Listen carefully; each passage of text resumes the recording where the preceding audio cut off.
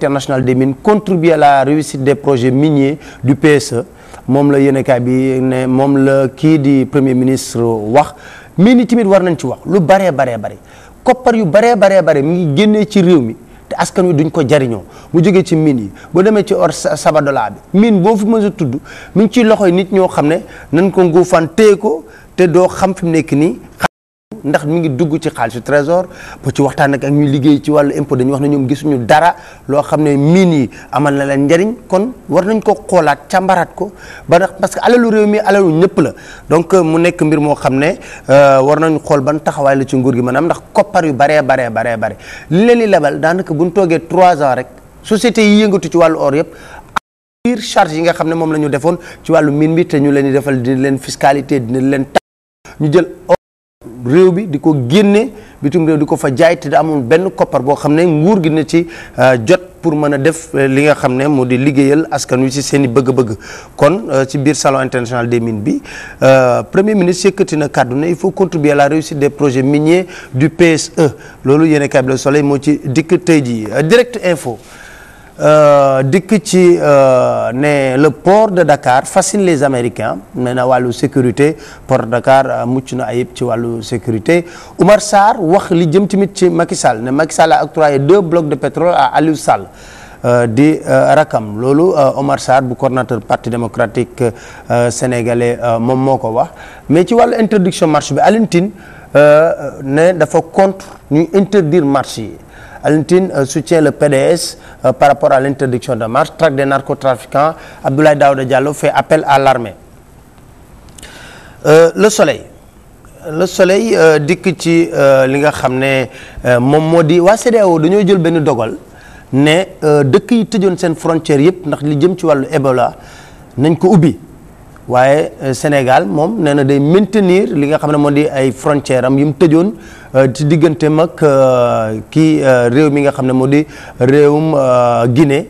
Eva Marie Coll Seck le risque est toujours là le Sénégal maintient ses barrières loolu c'est une décision souveraine de l'État du Sénégal wante Oumar Sarr nee na on parle d'octobre burkinabé on parlera bientôt de novembre sénégalais bon dafa naa ne suñu réew nag tolloogul ci mbir moomu la donc daal fi mu nekk nii daal tension am na ci diggante état bi ak nguur gi ak waa opposition bi ne dañuy amal marche le 21 novembre.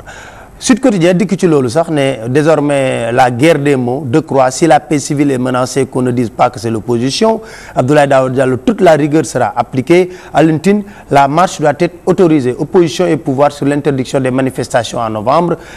daanaka daal coow li bari na trop ci li nga xam ne moo di dogal bi gouverneur jël ne fi mu nekk nii yëngu-yëngu du am fii ci mois de novembre ba le 5 décembre. Parti démocratique sénégalais ne ñoom dañuy amal li nga xam ne moo di seen doxu ñaxtu bu ñu bëgg a am te dogu nañ ci ne dañ koy def yéen kay bii di las dikk ci Djiboka fait des révélations inédites Djiboka wax na interdiction de manifestation crise au Burkina événement du 23 juin Djiboka nee na en 2011 j'ai démissionné du gouvernement en plein conseil des ministres mais wax ko léegi est-ce que am na njëriñ waxoon ko bu njëkk ba gars yi xamoon sa position def naa moo doon gën le gouverneur a tort de vouloir mettre Dakar dans un bunker il faut une vérification de tous les comptes autour du centre de conférence de Diamniadio affirmatif Abdoulaye Daouda Diallo arme le gouverneur interdiction de manifestation de l'opposition Farel Barro qui déclare que Y'en a marre ne participera pas à une marche pour libérer Karim alors que le député Abdou Ndiaye de l'APR demande à Macky Sall de l'autoriser daanaka Djiboka daal wax na ay mbiram ñëw ci li nga xam ne mooy dans l'ambiance du casting cosaan Pape Diouf note les danseurs et puis un joueur du mois qui nous fait plaisir Diafra Sakho qui a été convoqué d'ailleurs à l'équipe nationale Diafra Sakho est le joueur du mois en Angleterre pour le mois d'octobre enquête dikk ci Abdoul Mbaye bi ñu doon wax léegi affaire Abdoul Mbaye convocation avortée Abdoul Mbaye la demande d'audition de l'ex-premier ministre rejetée par la chambre d'instruction des chambres d'appel de chambre africaine extraordinaire une mission de l'Union africaine à Dakar et Diamniadio Aziz Ndiaye et son père devant le juge Ablaye Mbaye qui se confie en privé avec mes relations avec Youssou Ndour Libération des millions d'euros empochés pour un soi-disant bloqué un brûlot contre Ali Bongo am na livre bu Pierre Péan bu jëm ci Ali Bongo mais am na doomu am Maxtaan Mbow bu ñu ciy tudd ne am na benn scandale Fara Mbow lu tudd ça a fait la une de Libération. Fara Mbow, le scandale gabonais, 6,6 milliards et un faux protocole en cause. Pierre Péan, comment le fils d'Amadou Mahtar Mbow m'a mis en rapport avec Ziad Takieddine.